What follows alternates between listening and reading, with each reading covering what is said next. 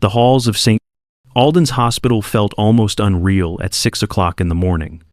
The kind of quiet that settles before the rush of the day. Soft lights glowed against polished floors, while distant monitors hummed like a steady breath. Emily Hart moved through that stillness with careful steps, her shoulders slightly rounded, as if she wanted to fold herself into the walls. A pair of nurses passed behind her with low laughs that called her the new weak one. The girl who looked like she might cry if someone raised their voice. Emily kept her eyes on the floor and held the chart close to her chest, doing everything she could to stay unnoticed. She answered greetings with a nod that was barely there, then slipped into rooms with the silence of someone trained to take up no space. A few more comments followed her down the hallway, playful on the surface, but edged with something sharper. And she absorbed them without a word. What none of them saw was the way her hand stilled for an extra second on a doorframe, or how her breath tightened before she stepped into a room. Small signs that she carried weight no one bothered to ask about. The morning shift moved around her in a practiced rhythm, and Emily drifted within it like someone trying to remember how to belong. Every motion she made was controlled and deliberate, almost too steady for someone as timid as they assumed she was. She blended in so well that most people forgot she was there, which seemed to be exactly what she wanted. Still, beneath the calm surface of her movements, there was a tension that hinted at something lived, something costly, and it followed her like a quiet shadow. Tracy Miller seemed to make it her mission to stay on Emily Hart's heels from the moment the morning shift began, pointing out anything she could twist into a mistake. She hovered over Emily during supply counts and poked at a missing label or a slightly crooked line on a chart, as if each one proved Emily was unfit for the job. Emily answered every sharp comment with a quiet yes, her voice steady, even while Tracy used her authority to make her feel smaller with every passing hour. The weight of those moments settled heavily in the air, creating a quiet ache that grew each time Emily lowered her head and moved on. Dr. Jonathan Pierce added to that pressure in his own casual way, often speaking loud enough for Emily to hear as he questioned how someone like her even made it through training. He spoke with the carelessness of a man who believed his opinions carried truth simply because he offered them. Emily never interrupted or defended herself, choosing instead to focus on tasks with a calm that seemed out of place for someone being chipped away at piece by piece. Her hands stayed steady even when her shoulders tightened for a second. A small signal she quickly smoothed over. The rest of the staff followed Tracy's lead, treating Emily as if she were fragile or slow, someone who needed correcting before she ruined something important. Emily accepted each order without hesitation, moving with a quiet discipline that went unnoticed because no one expected more from her. Yet there were moments when her eyes tracked the room with sharp awareness, or when her grip on a piece of equipment revealed a practiced familiarity. Those signs flickered by so quickly that no one caught them, but they hinted at a strength she refused to show. The growing unfairness around her deepened the quiet tension inside the hospital, making it harder to ignore the sense that Emily was not who everyone believed she was. Before Emily Hart ever walked the halls of St.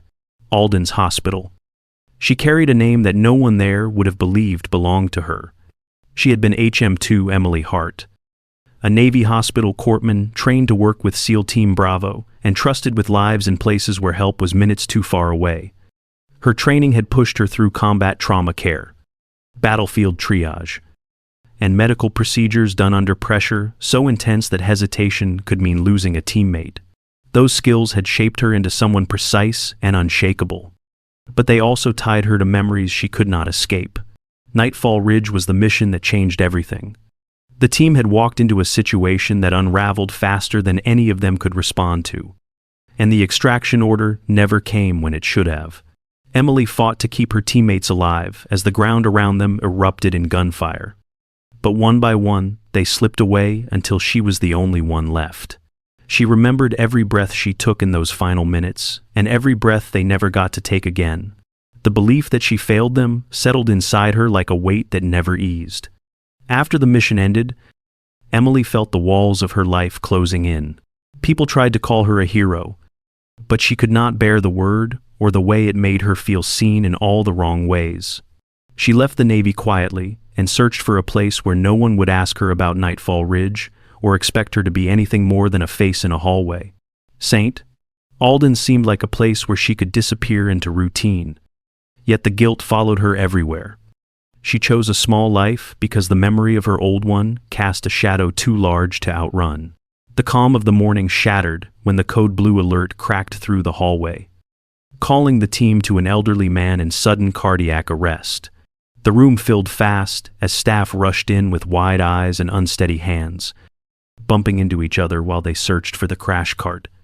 Tracy Miller barked instructions that collided with one another, sending nurses scrambling in opposite directions as fear spread through the group. Dr. Jonathan Pierce hovered near the foot of the bed, hesitating as he searched for the right move, and the confusion pushed the patient closer to the edge. Emily Hart stepped in without raising her voice, slipping past the chaos with a steadiness that did not match the panic around her. She asked for 1 milligram of epinephrine while she adjusted her position over the patient's chest, her hands falling into place as if they had been waiting for this moment. Her compressions were deep, even, and perfectly timed, turning the noise of the room into a distant blur. The others paused long enough to watch her work, and something in the air shifted as her quiet certainty pulled the team into a calmer rhythm. The medication was pushed, the defibrillator prepared, and Emily called the timing with a clarity that left no room for doubt. She counted the seconds in her head and kept her movements exact, guiding the room without ever raising her tone. The patient's monitor flickered, pulsed, then steadied into a shaky but present rhythm that pulled a collective breath from the team. Relief swept over them, and every pair of eyes drifted to Emily, caught between awe and disbelief at what they had just witnessed. Emily stepped back and pulled off her gloves, her shoulders dipping as if she had done something wrong. She offered a soft apology for overstepping, keeping her gaze low as if she did not want anyone to look too closely at her. The room stayed silent for a moment, filled with the unspoken realization that the quiet nurse they dismissed had just taken command of life and death without a tremble. It was the first crack in the image they held of her, a glimpse of a skill set no one could explain. The first tremor was so light that most people thought it was a cart rolling over uneven flooring. But the second one rattled the supply shelves hard enough to send a few bottles clinking together. A low roar pressed down from above, growing deeper and louder until the ceiling fixtures quivered and every head in the hallway tilted upward. Someone hurried toward the nearest window and called out that a helicopter was descending on the rooftop pad. And within seconds, more nurses gathered with wide eyes. The sound grew into a heavy whine that vibrated through the walls, pushing a mix of confusion and fear through people who had never heard military rotors this close. The security team appeared with rushed voices, explaining that a Navy medevac had made contact and was requesting immediate access to the emergency floor. Shock rippled through the staff as the words settled in, because no one could remember a time when a military aircraft landed directly on the hospital pad. The MH-60 S Seahawk settled overhead with a force that shook dust from the vents, its rotors beating the air into a steady, thunderous pulse. People pressed closer to the hallway doors, pulled by a need to see what kind of emergency called for a machine built for combat rescue. The stairwell door burst open, and Lieutenant Mark Hayes stepped inside, wearing Navy flight gear that still carried the weight of rotor wash. His steps were fast and precise, and he scanned the room with the sharp urgency of someone who knew the cost of lost time. He called out for HM2 Emily Hart, stating that she was needed for a critical life-saving procedure, and the entire hallway froze. The name hung in the air while eyes moved slowly toward the quiet nurse near the end of the corridor. Emily stood there with a folded blanket in her hands, her posture still and small, as if she hoped the floor might take her in. The color drained from her face while everyone around her stared with disbelief, trying to understand how the timid nurse they teased was the person a Navy officer had come looking for. The moment settled like a spark in dry grass, ready to ignite everything they thought they knew about her. The hallway filled with a rising sense of awe and realization as the truth finally reached the surface. Emily Hart followed Lieutenant Mark Hayes toward the stairwell with a stiffness that came from more than fear of the unknown. Each step felt heavier than the last, as if the past she had spent years trying to outrun had finally caught her by the collar. The sound of the MH-60 S Seahawk above them grew louder as they climbed, and the vibrations in the rail felt like an echo of a life she once lived. By the time they pushed through the rooftop door, the blast of rotor wash hit her with a force that stole her breath. Hayes motioned her forward, and Emily instinctively lowered her body, keeping her head down while she approached from the pilot-visible side just as she had been trained. Debris whipped around her boots while the wind pressed against her scrubs. Yet her movements stayed controlled and exact. She reached the cabin door and climbed inside with practiced care, gripping the frame as the vibrating deck shook beneath her. The smell of fuel and metal filled the air, pulling old memories to the surface before she could stop them. Two young Navy corpsmen hovered over a wounded SEAL strapped tightly to a litter, their voices strained as they tried to keep up with his rapid decline. The moment Emily saw his face, her body locked in place as recognition hit hard and cold. Tracy Miller seemed to make it her mission to stay on Emily Hart's heels from the moment the morning shift began, pointing out anything she could twist into a mistake. She hovered over Emily during supply counts and poked at a missing label or a slightly crooked line on a chart, as if each one proved Emily was unfit for the job. Emily answered every sharp comment with a quiet yes, her voice steady even while Tracy used her authority to make her feel smaller with every passing hour. She asked for a needle decompression kit and a chest tube, naming each item with the certainty of someone who had done this under worse conditions. Tracy Miller appeared at the cabin door, with panic rising in her voice as she demanded that Emily step back. But Hayes cut her off with a firm order to stand down. Emily did not look away from Cole as she prepared to work, the weight of her past and the urgency of the moment colliding in a way she could no longer escape. The vibration of the MH-60 S Seahawk made every movement harder, but Emily Hart worked as if the chaos around her did not exist. Cole Avery's breaths grew shallow and fast, his skin turning a pale gray that warned how little time he had left. Emily placed her hand on his chest to confirm the shifting pressure beneath his ribs, then reached for the needle decompression kit with steady fingers. Her voice stayed calm as she instructed the corpsman to hold him still, giving them direction with the ease of someone who had done this under fire. She found the correct landmark along the upper chest, cleaned the area, and advanced the needle in a smooth and confident motion. The trapped air rushed out with a sharp hiss that cut through the roar of the rotors, and Cole's body eased just enough to show she hit the right spot. She told the corpsman to monitor his oxygen saturation while she prepared for the chest tube, her tone firm but reassuring. Even with the cabin shaking, her hands moved with a precision that made every step look simple. She opened the chest tube kit and worked through the placement quickly, sliding the tube into the incision and securing it so the air could continue to escape safely. The younger corpsman watched her with wide eyes, following her movements as if they were witnessing something rare. One of them adjusted the monitor and whispered that Cole's vitals were climbing, the rhythm of his breathing finally smoothing into something stable. The tension in the cabin shifted as relief washed through the group, carried by the steady rise of the numbers on the screen.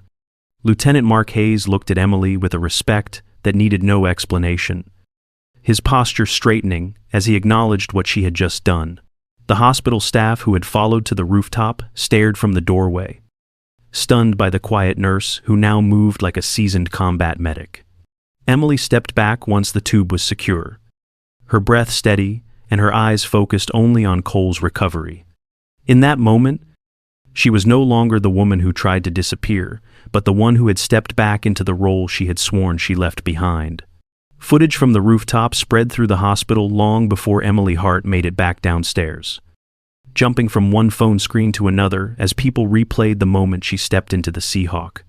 By the time she reached the main floor, a local news van was already outside, and clips of her working inside the helicopter began appearing on morning broadcasts.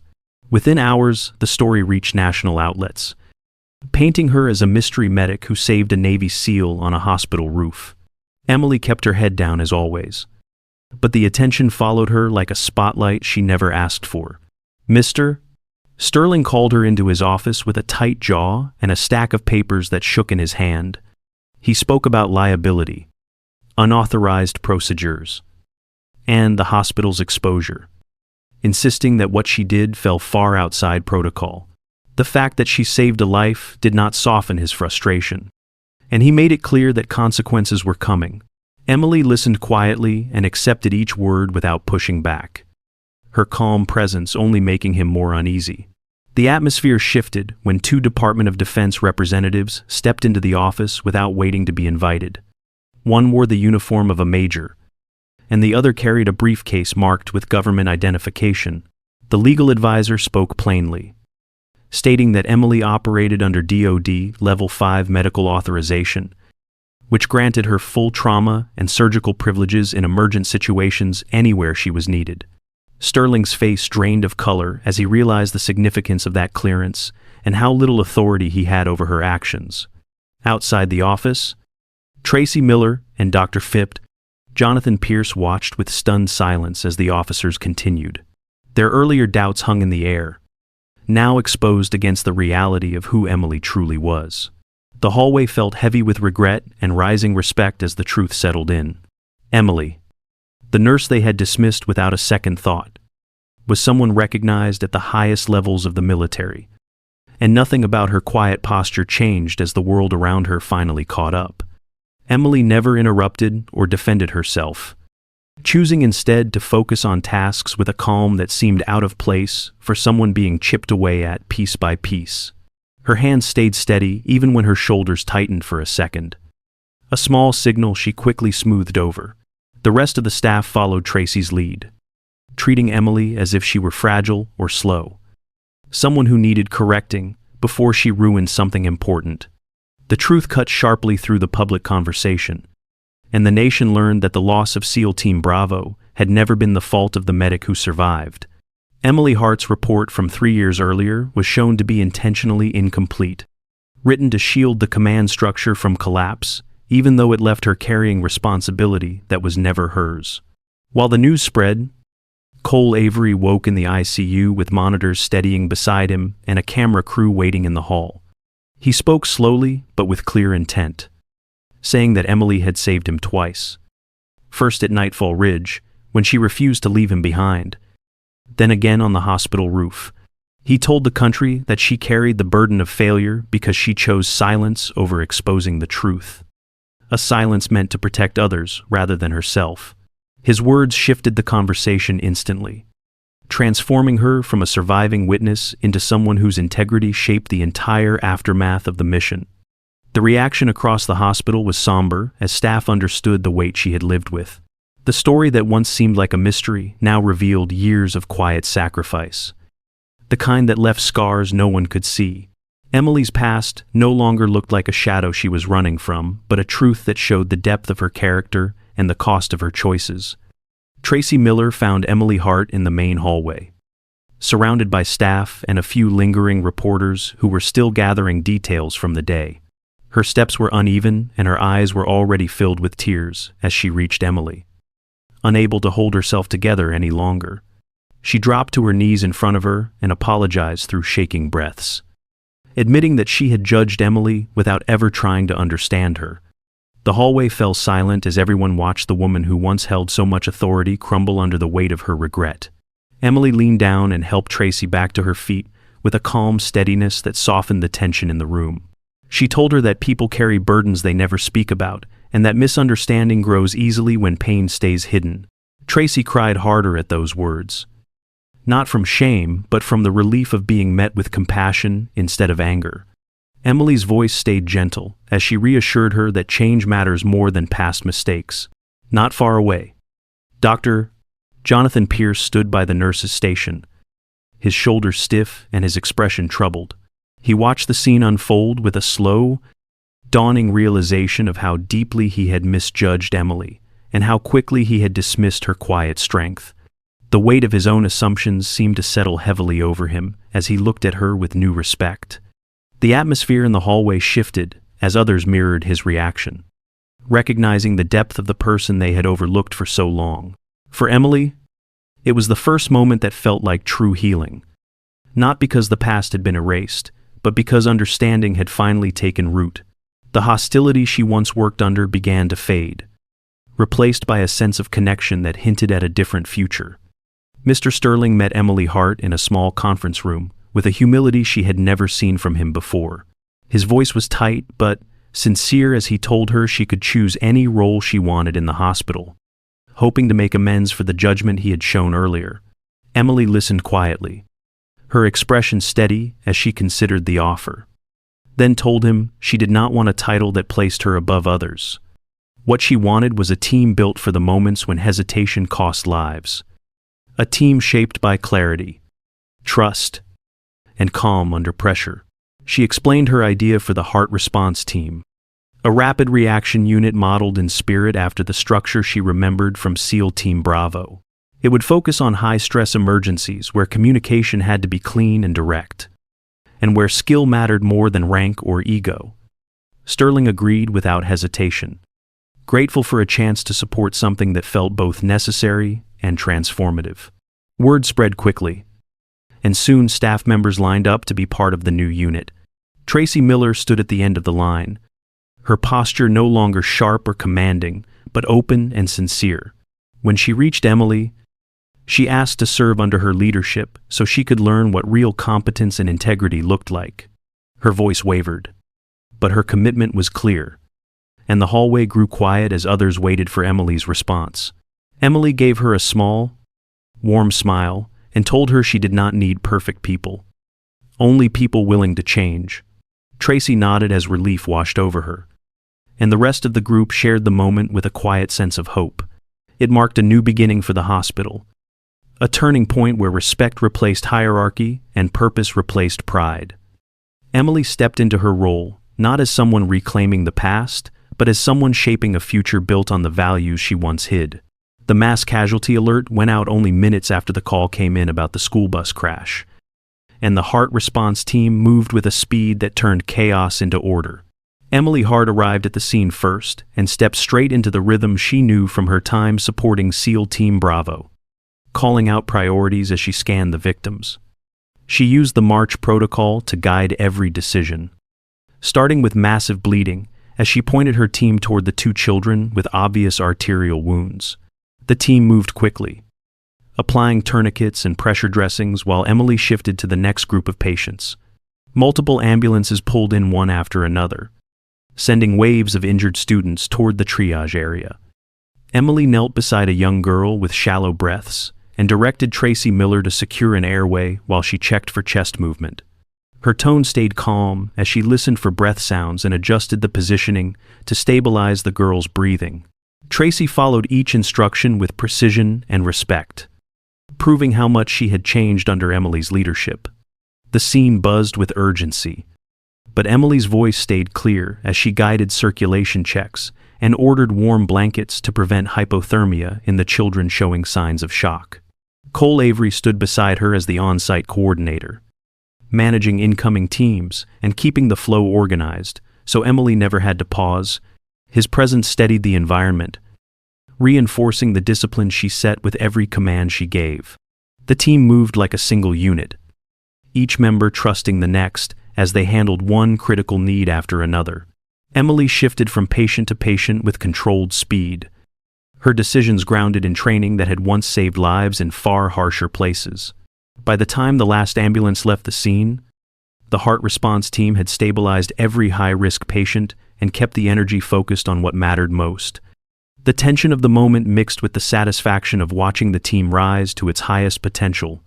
Under Emily's guidance, the hospital had become a place where competence and compassion worked side by side, proving how powerful real leadership could be. Chloe Adams found Emily Hart in the supply room after the mass casualty response, her hands shaking as she tried to speak. She admitted that she felt overwhelmed by the pressure and was afraid she would make a mistake that could cost someone their life.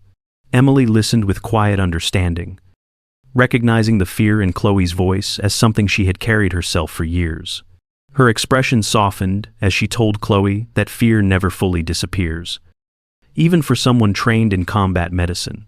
Emily guided her through the tactical pause technique she had learned during her Navy years, showing her how to breathe in for 4, hold for 7, and release for 8. She explained that the technique helped her slow her thoughts and turn fear into information she could use.